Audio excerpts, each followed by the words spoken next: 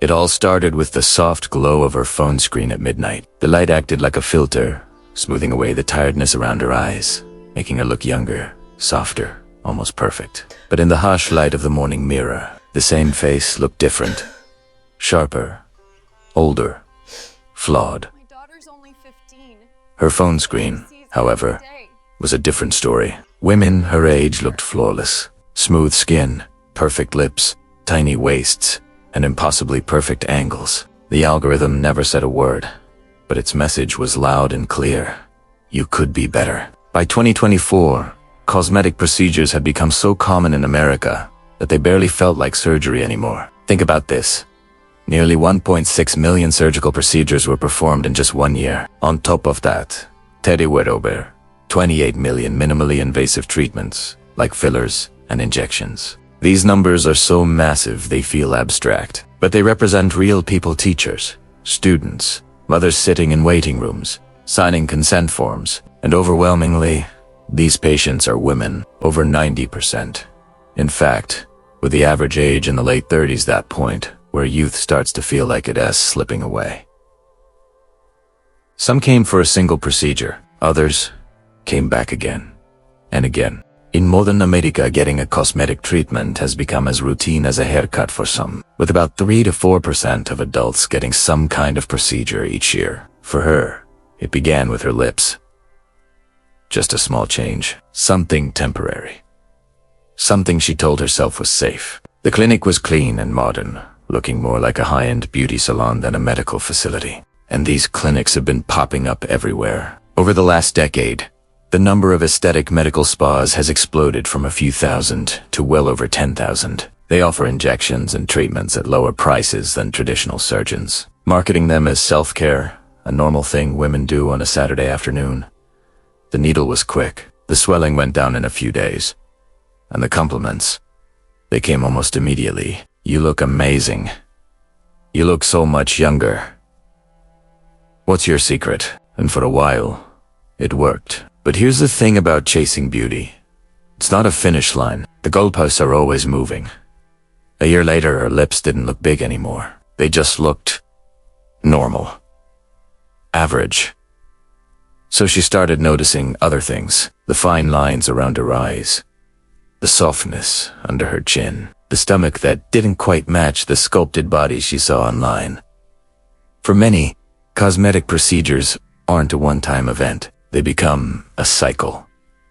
Injectable treatments alone are performed millions of times each year, often requiring repeat visits just to maintain the results. The industry doesn't call it addiction, it calls it maintenance. The second procedure costs more than the first. The third required a payment plan. Soon, the bills were quietly stacking up. In America, cosmetic surgery is almost never covered by insurance. Every single improvement comes straight out of your own pocket, turning personal insecurity into a multi-billion-dollar industry. But money is only part of the cost. Every surgery, no matter how routine, carries risk. The complication rates average around a few percent. That sounds small, but it means thousands of women every year are affected. Behind those percentages are real stories of infections, nerve damage, chronic pain, and scars that never fade. Most patients recover just fine, but some don't. In recent years, procedures like liposuction, breast augmentation, and body contouring have topped the list, with hundreds of thousands performed annually in the US alone. The demand keeps growing, even when the economy is uncertain, which suggests something deeper than vanity is driving this trend. For many women, it's not just about beauty. It's about relationships. It's about opportunity. Dating profiles reward youth. Social media rewards perfection. Attention rewards transformation. In a culture where your appearance can directly impact your romantic success, your job prospects, and even your self-worth, the pressure is constant, and it's everywhere. And sometimes, the most intense pressure comes from within. Psychologists have long studied the link between cosmetic surgery and body image disorders. Research suggests that up to 15% of cosmetic surgery patients may suffer from body dysmorphic disorder, a condition where people become obsessed with perceived flaws. For these patients, surgery often doesn't solve the problem, because the problem isn't truly physical. Another study found that even when patients seemed satisfied with their overall appearance, they often showed intense dissatisfaction with the specific body parts they wanted to change. Surgery can alter the body, but it rarely silences that inner voice demanding perfection. After her third procedure, the mirror didn't look better. It has looked different, strange, artificial. Not exactly wrong, just unfamiliar. Her friends told her she looked great. The comments online were positive, but alone, in front of her bathroom mirror, she was still searching for flaws. There was always something else. Too flat area, too wide there, too soft, too old.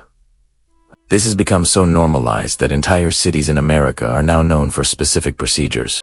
People travel across state lines, chasing ideal bodies, drawn by cheaper prices and popular trends. But cheaper clinics can sometimes mean higher risks, as safety standards vary widely from state to state. Most surgeries end without tragedy, but when complications do happen, they can be sudden and irreversible. Blood clots, infections, reactions to anesthesia. They're rare, but they're real. Each year, a small number of women die from elective cosmetic procedures, turning a quest for beauty into a fatal decision. Even for those who survive, the emotional impact can linger. Some women get trapped in a cycle of revision surgeries, trying to fix the results of previous ones. Others struggle with debt that takes years to repay. And some, defeated, simply stop looking in mirrors altogether. And yet, the industry continues to grow. Every year, millions of new procedures are marketed with soft, reassuring language, promising subtle improvements, natural results, and newfound confidence. The before and after photos tell simple stories with happy endings, but real life is much messier than a perfectly curated photo grid. Cosmetic surgery doesn't happen in a vacuum. It happens in a culture that relentlessly measures women by their appearance. It happens in a system where youth is a valuable currency and aging has real consequences. It happens in relationships where attraction can feel conditional. And it happens late at night, in the quiet glow of a phone screen, when someone compares their real, tired face to a flawless, filtered one. By morning, the decision to make a change often feels logical, practical, reasonable. Just one small change. Just one little improvement.